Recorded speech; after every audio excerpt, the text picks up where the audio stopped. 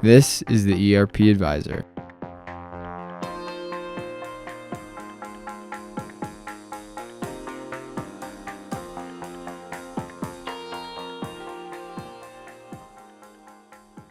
This is Shawn Windle, founder and managing principal of ERP Advisors Group. Thank you for joining our podcast, Leaders in ERP. We have been just extremely fortunate to talk to some of the top leaders across the entire ERP industry. And even today, we're kind of going, I think, to the next level, especially when we talk about international firms. Organizations are working with people across really lots of different geographies, and lots of geologies probably with different kinds of asset-intensive companies and field services and aerospace and design and defense. So I'm really happy to have Kevin Miller, CTO of IFS. Kevin. Oh, thank you for having me, Shawn. It's a real pleasure to be here today. Yeah. Happy to talk about IFS and all topics, ERP and AI. I know. Here we go. Yeah. It's like, how many acronyms can we use? I think we get bonus from That's what our industry is infamous for. Right? Yeah, it's really true. Now, I think a good place to start, I'm ready to jump in, but I really want to know a little bit more about you, Kevin, and kind of talk about your background and, how you got your position. Yeah. So I started way back implementing large ERPs for multinational corporations. And that's really where I cut my teeth on those kinds of projects to really understand the benefits of a back-end system and what it could provide for multinationals or 1 to 2 plants, just organizing all that data from supply chain to manufacturing to finance to everything in between. So I've been at IFS now in this role about 7.5 years, and what an exciting ride it's been in terms of where the product's going, where the industry is going in terms of AI, and how we apply that in a real world sense.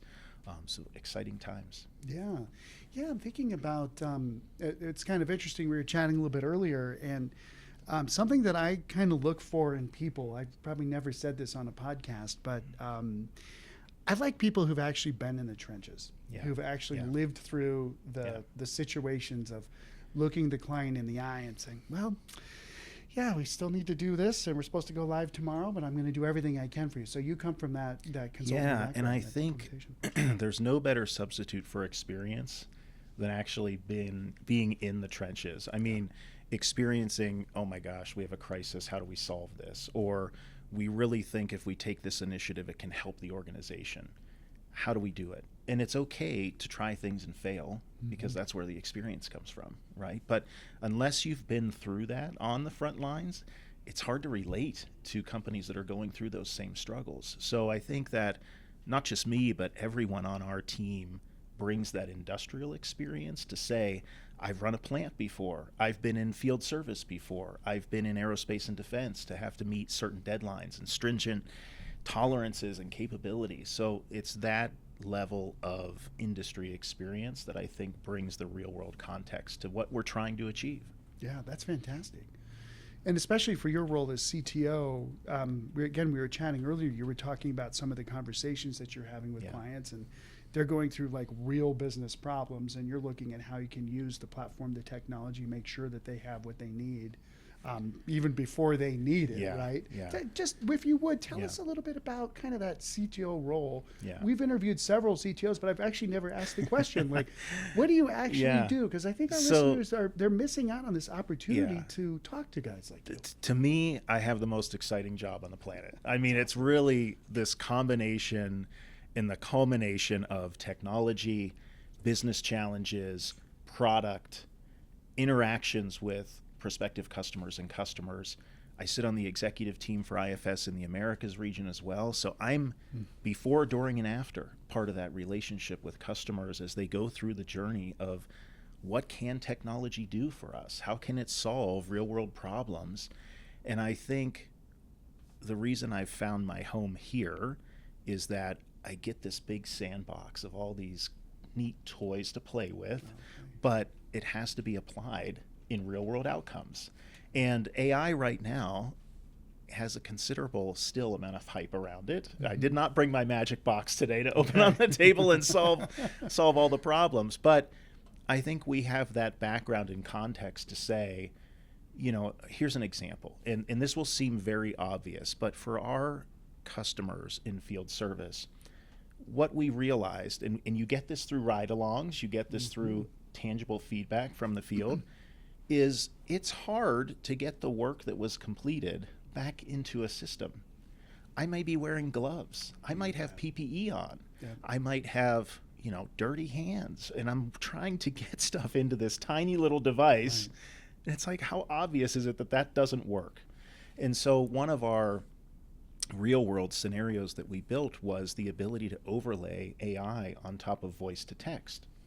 So I can use any device to actually record what I did, but the AI is interpreting, oh, you were on site because of geofencing. Mm-hmm.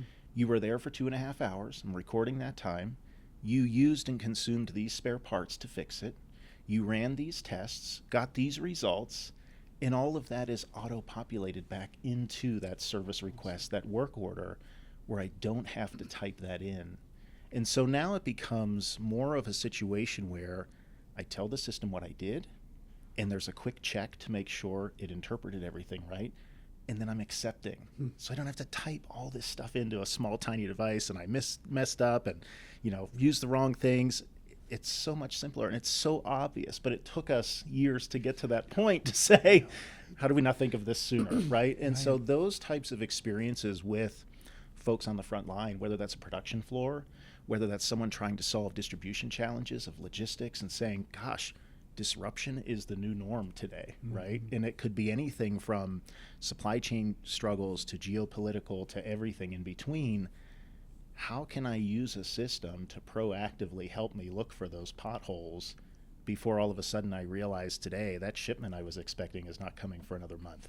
Right. And now that's bad experiences for me, for my customers, for my suppliers, and anyone in the chain. So that's the most exciting piece of the role, is I get to see those front world real challenges and how we can apply technology to it. Yeah, I think that's awesome.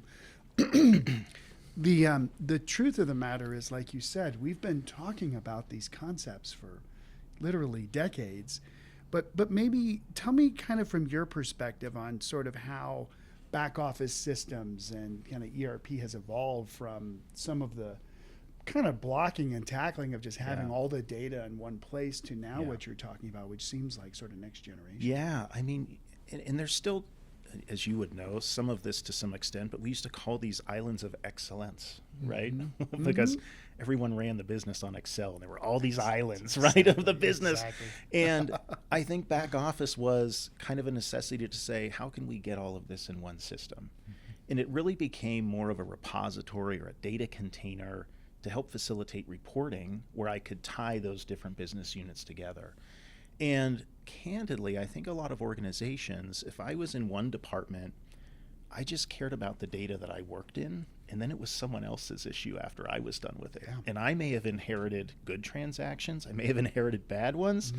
Poor finance folks, they got the snowball that came to the bottom of the mountain. Downhill, right? exactly. And now I think we're at this really interesting inflection point, because I can use models within AI to not only say, is this data good, but what are the insights I'm missing? I may be programmed, just from a historical perspective, to look at certain KPIs and metrics, right? What indicators are helping me run the business? But what am I not seeing? What is there in that data that AI could help me see, and more importantly, interpret and make suggestions for? So to your point, I don't think this is necessarily a giant leap. It's kind of the evolution of where we're going now, because I want that data organized to give me the best output and outcomes to better run the business, to become more efficient, to react faster, to do things better. So I think it's part of that natural evolution of where the technology has come. Yeah. It's so interesting to think about going through from maybe not. I started my career doing COBOL programming. Yeah. So mainframe environment to the mid-range when I was. We former COBOL programmers are in high demand still. I know. I could probably be making a ton more money programming right now, but I love my team. Don't worry, Rebecca. I'm not going anywhere. I'm going to stick around for a bit here. But I know so many of those systems are still running too. They're running a lot of infrastructure for the world. Yeah. But if you just look at all these different evolutions that we've gone through, I think you're probably our first guest to actually say what you just did, which AI is a natural evolution. Yeah. And I really appreciate that, because if our listeners and other people that find these podcasts, like if they understand that view of it, two things happen. One is they don't come in with this, oh my gosh, I've got to do this. Tear it all down and rebuild it all. Exactly. And which is like the riskiest thing in the world to do with any enterprise software. But also, secondly, to have more realistic expectations about like the value that you should be getting. There should be additional value with, just like we saw with the cloud and everything else. So I think that's a great point. Yeah. But speaking of, what do you think are the biggest technology issues that manufacturers and distributors, asset-intensive companies are dealing with today? Like when your conversations with these people, what are they saying? Yeah, I think it's such an interesting time because we know these organizations have a ton of pressure right now, whether it's a board, whether it's a PE owner, whether it's management that is saying, I'm hearing all these amazing stories about AI. Right. What are we doing, right? Should we be coding our own things? Should we be building things? Should we be, developing our own models and all of those types of things? And I think there's just a lot of, muddiness, right? That's saying, what's the best path? Because I want to select a system that gives me a really good foundation from a data perspective. Those systems that will serve you best are the ones that are open to collaborating with other systems. We know manufacturers and distributors, they might use more advanced analytics, data warehouse and data lakehouse tools. How does your ERP interact with that? Does it share it in a secure way to say, we're not going to be monolithic, right? We're going to help you get those insights from all aspects of the business, whichever tool you're using. And it has to be easily adoptable so that it's scalable. And what we're seeing right now is a lot of companies want to develop a pilot or a POC, and then sometimes they get stuck in that phase. And it's like, wait a minute, we have 1,000 users we want to scale this to. How do we launch out of that pilot phase to that? And so we have a lot of questions, a lot of concerns around data and the quality of that data and the consistency of that data, which, by the way, tools from AI can help with. It can spot patterns that we might not be able to see. It can spot anomalies that we might not be able to see on the surface. So it will help with that piece.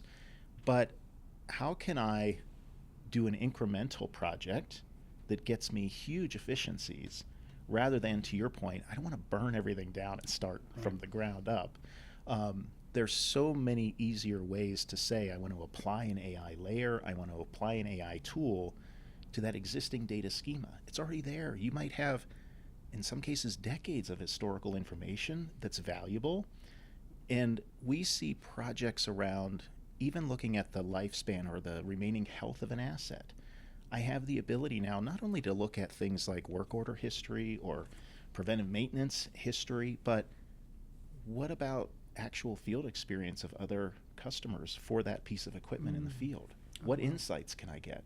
Can I overlay spare parts models? Can I overlay CAD models? All of this at the touch of a button for a technician is hugely invaluable, because another thing that dovetails to this is sort of, and I can say this affectionately, the graying of America, right? Like the workforce. And it takes a tremendous investment to get new hires up to speed. But if I can help supplement that institutional knowledge with the AI providing that tangible feedback loop to the new technician or an apprentice, I'm able to leapfrog, and cut down on some of that onboarding time that might have taken us years to gain that proprietary knowledge. But now with all of this insight, all of this data front and center, I'm getting it in context. So it's easier for me to scale new hires or a workforce in terms of I'm AI enabled. And so I don't want to make AI the hero. I want to make that worker the hero using AI. Yeah, is kind of the approach there. There's so many things in what you just said, but I think one of the most important things that I would reiterate for, again, the people that are listening to the podcast and they're like, I got to do something. Where do I get started? Where do I get started? Yeah. You get started by listening to Leaders in ERP podcast. That's a great place to get started. Or the website. Rebecca, the team have incredible stuff out there that's so helpful. But you go by going to helpful people. Yeah. But one of the most important things of AI that I think most specialists, people would agree, is the data set. Yeah. Yeah. And the thing about the ERP that has, I mean, I do have more gray hairs now since the last 16 years of having my own company as an advisor and all the hundreds and hundreds and hundreds of implementations that I'm not necessarily doing like my team's doing, which makes it harder for me because I'm like, oh gosh, what's going on? You know, and they're doing great. But we have for years just rigorous, just strict discipline around data in an ERP. Yeah. Now, we know that sometimes you get in open purchase orders that nobody closes for whatever, you know. There is definitely data cleansing and hygiene and blah, blah, blah that has to happen. But the structure of the relational database management systems that ERP is built on enforces that if there is a purchase order, there's a maybe a purchase request before that got approved, it became the purchase order, there's an approval, there's a receipt against it, there's an invoice. You know, three-way matching is like, we just think about that just naturally. I think most of us do.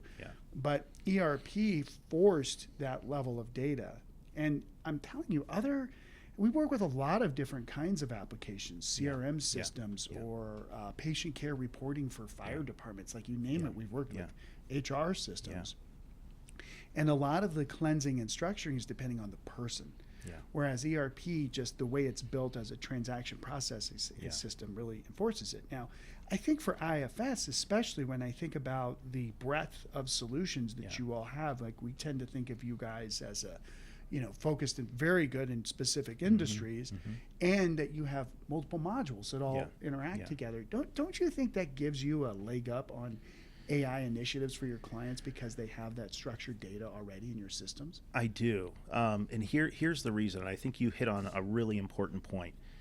ERP systems, you know, there's been some debate recently around SaaSpocalypse and other things, right? But I think the most effective solutions are the ones that are layering components of both traditional ERP and also AI tools, because you made a really good point in that ERP built the rigorousness and the discipline of regulatory compliance, of GAAP accounting analysis. And a lot of companies right now are saying, you know, look, I could go to Claude Code, I could build something like this. Exactly. You could, but it does a bit remind me of the IT group 30 years ago that built a proprietary application. Well, sure, it's held the cheaper. business by hostage, right? Exactly. For 30 years until they wanted to retire, and then all of a sudden it was like, I don't want this anymore. And so for us, we have worked really hard to design AI solutions around the frontline worker. And we sometimes call it AI with a hard hat. And the reason for that is customers are going to be at different parts of that journey. And if you want agentic, which I want that context, I want the ability to fetch and get with real background and real knowledge coupled in that. If I want agentic, which means I want to automate this stuff, I want to create loops that do things based on rules that are just automatic, and then they're giving me the insights. Or if I want a platform like IFS that allows you to build these AI tools within the confines of the application and the platform, I'm not having to take that high risk of saying, we're going to go try this. No one wants surprise token bills. No one wants surprise consumption bills around, man, this works great, but I didn't realize the cost. Like, maybe I could have hired 2 people versus my token consumption. So all of that needs to take into balance. But we've kind of built these tools with the guardrails to say, you can do this within the platform. Like, our customers can use that agentic platform to build any agent or any digital worker they want. We even include 70 connectors to other systems like CRM or data warehousing and things like that, because it is now to the point where I want to interact very quickly, securely, and accurately with other systems of record to get the insights that we need. I love it. It's a very exciting time, and I think, like you said, we've been working on the promise for what we're able to deliver now. So, but now you guys have a very strong focus on manufacturing, distribution, asset intensive. I think utilities. I think mining. Definitely aerospace and defense. I have to look down at my list to make sure I cover everything. It's a lot. Why does that industry depth and experience that you guys have really matter when it comes to these enterprise software, even AI projects? Yeah, and this is interesting because I think the AI teams, and I affectionately refer to them, by the way, as the AI propeller heads. They're super good on all of these current tools. I mean, they understand how they work, they understand how to deploy, but I think my average tenure in my team is just shy of 12 years, which is pretty amazing from a tech perspective. But what that means is that industrial experience, not just on the folks that implement, but the folks you're interacting with on the pre-sale side that are showing you these solutions, they have either been in industry or they have implemented the product. And that's all the way through the IFS ecosystem. So not just employees, but our partners also come from industry. And so we're trying to say, we know both the background of what the customer is trying to achieve within their business. And we've stayed really true to those 6 industries, by the way. We've not really veered from that in the decades that we've been around.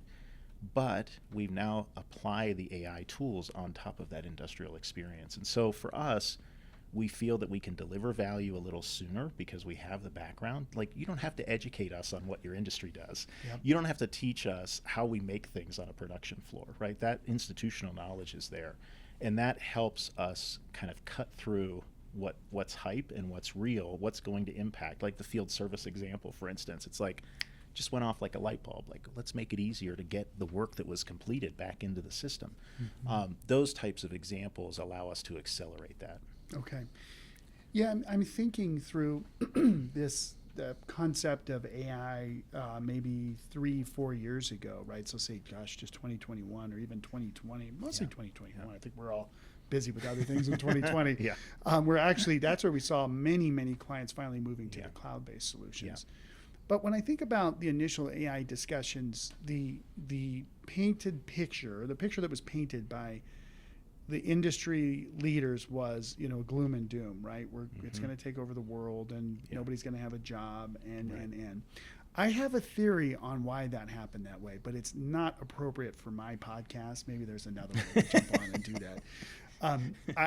Just to get into that just for a second, though, it's that the power of AI is so obvious that then as a race, we kind of want to control that, right? So then building out this kind of fear. Now there's regulations, and there's certain people that have the key to the castles and others, which I think is hellaciously wrong. The way things have turned out has been awesome. Like if you're open AI, your competition isn't just Copilot and Grok and Llama. It's now NVIDIA. We're talking about that a little bit, and other organizations that are looking for the full stack solutions. So there's all this stuff with AI. I could just go on and on as I'm really like taking more responsibility. I think as an advisor, frankly, for do we tell a client to go with an agentic platform best to breed, and then what happens if that gets bought and then it gets eliminated, and the large language models are building out all these applications, are giving out tokens for free so they can learn the scenarios. And, is Claude going to take over for an ERP company? I don't see that happening because of the industry experience. And you mentioned, of course, regulatory and in aerospace and defense and utilities and not only that, but you also have like real safety issues that you guys have been dealing with. So give us like the unadulterated view of IFS and the development and how you guys have sort of been here at some of these industries from. I mean, I think some of your biggest clients, I don't think it's confidential, but there's, people that are in aerospace and defense that have very large ships that represent the largest countries in the world as some of your customers. Like, what does that really mean in terms of what you know about the clients? No, it's a great question. And I think, I can't underscore how seriously we take that responsibility because, there are certainly the AI firms that are building amazing things with frontier models, right? But, do I, as a business, especially A&D or anything else, mining, anything that's hard goods like that in an asset perspective, do I want to hand all that data off to a model like that? Do I have the right safeguards in place? Do I have assurances? Do I have, those pieces that protect my data. And so where I think a firm like IFS comes in is we have those relationships with the Anthropics, with the OpenAIs, with the Microsofts, et cetera. And we're trying to say, what does this mean for the industries we serve? So I don't want to say we're a filter, but in some cases we're saying, that's great, but not super applicable, nor would we probably want that data into a model like that. But if we did it this way, it's safer. Mm-hmm. It meets regulatory and accounting compliance. It helps to build in those safeguards to it. And I think that's why even advisory is so important to say, let's look at this holistically. What do we want to achieve? We obviously, as a business, we want to produce and service things more efficiently. We want to do it more safely. We want to do it faster than our competition, with a better workforce than our competition. And those, I think, are the hallmarks of focus to say, this we know, we have customer use cases, we have real-world examples of where we've applied this, and to your point, in an incremental fashion to say, this has been a challenge for us. How do we apply AI to solve the problem? Using that historical context of the data schema and all the transactions that we have. And that has been bearing the most fruitful outcomes, what I see across the customer landscape. I love that. Yeah. Yeah, I think that there's so many thoughts that I have going through my mind as we're talking here. It's such a renaissance for ERP. Oh, it's amazing. It's incredible. Yeah. And I would even offer this. In years before, and Rebecca will remember some of these conversations. Thank you, Rebecca, for everything as always. It's amazing. We would talk about the hyperscalers play with ERP. Right? Like, wow, you could buy an ERP vendor and, drive more usage into the data centers, et cetera, et cetera. Well, that's like ERP is a small piece of the hyperscalers business.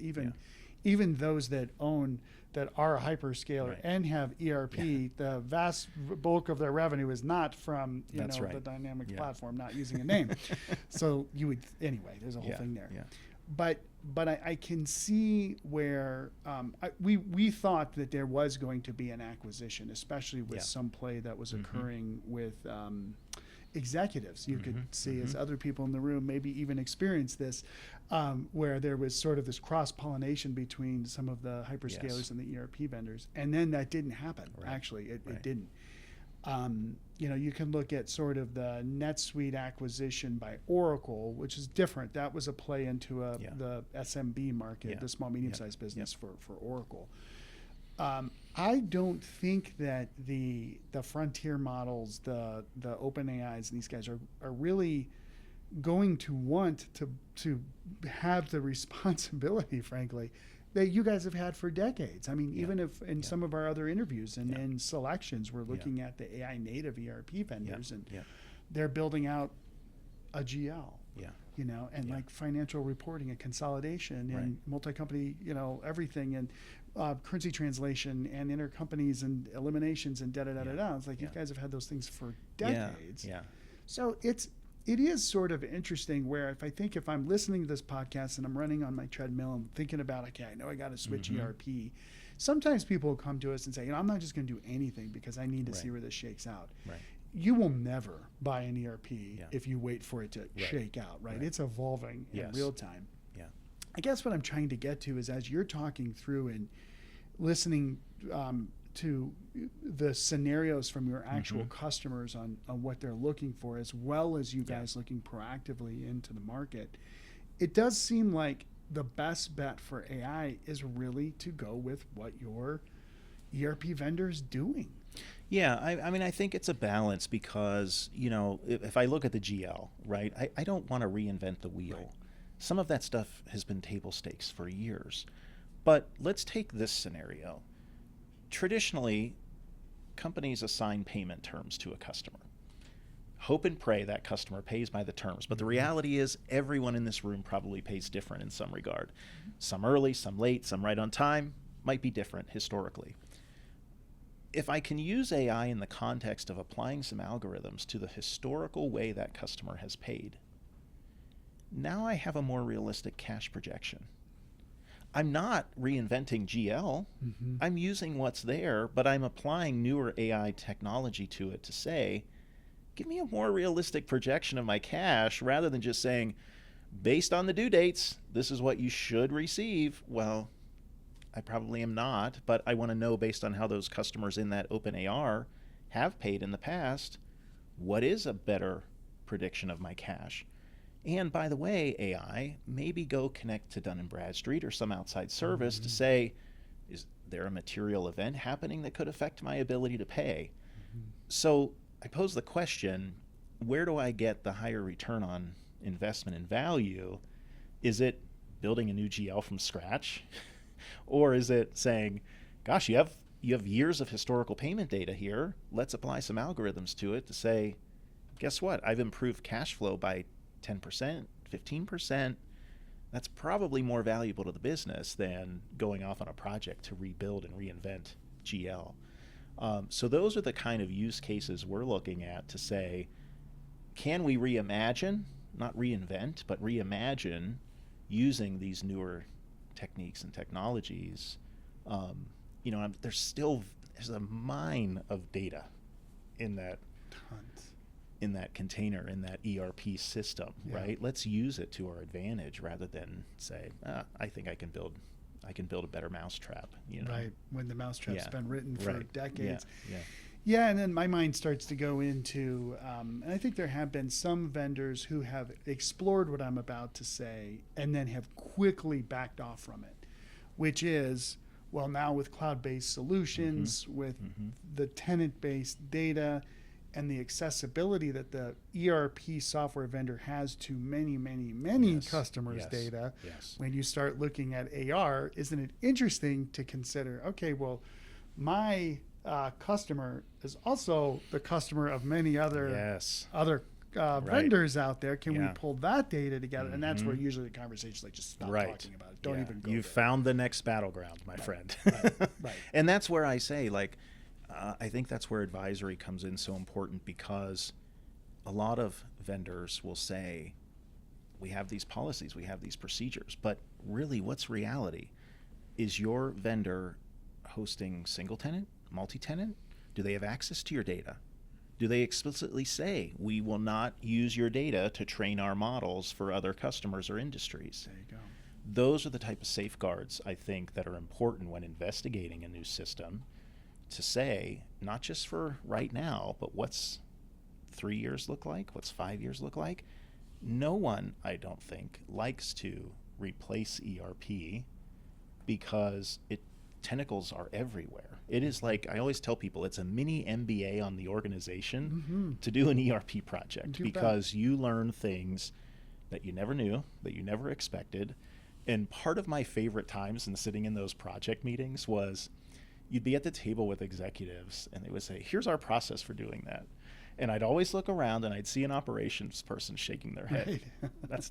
That's how we say we do it, but that's not really how we do it. That's right. Yeah. Because it's human nature to find the path of least resistance. And so a lot of shortcuts, and sometimes you refer to that as paving the cow paths, right? Like, do we really want to do those things?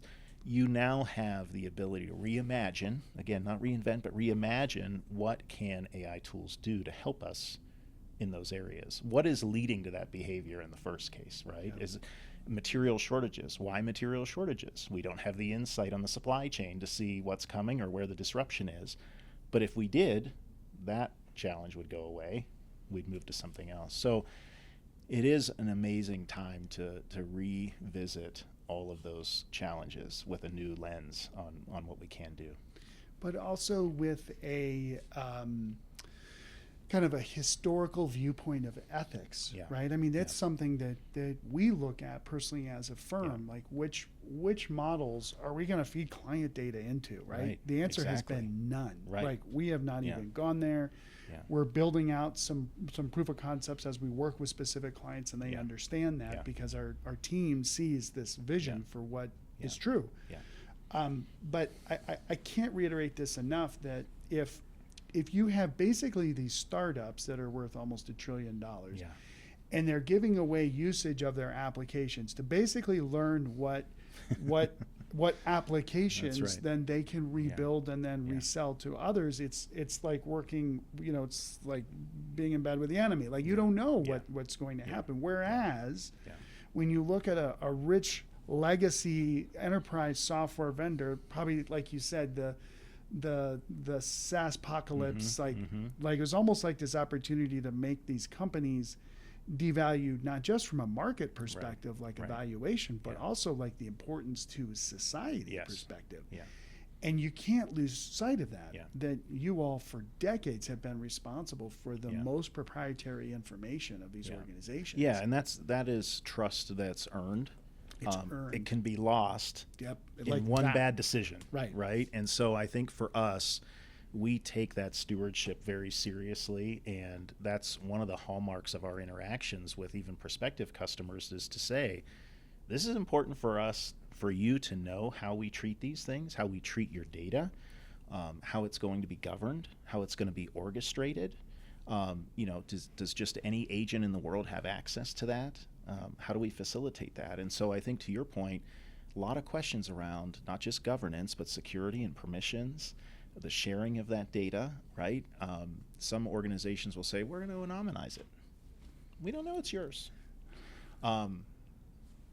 They know it's yours. They know it's yours. That's I mean, these models are fields. very sophisticated, right? And so Exactly. I think you have to your point, find the right partners in that pursuit that are going to, have your best interest in mind, know your industry, know what's acceptable and what's not in terms of from an ethical standpoint.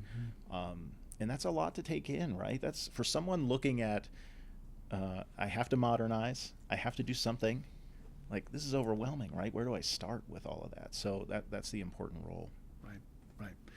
Now, I think that's great. Maybe to wrap it up here, what do you think, Kevin, from a 5 years from now, right? This is going a little off script, but I want to get into your mind because you're having phenomenal conversations with your customers today, and they're coming at you with use cases. You're talking to your tech teams. They're showing you amazing prototypes. And like, what do you really see if you're a customer of ERP, say IFS in the future?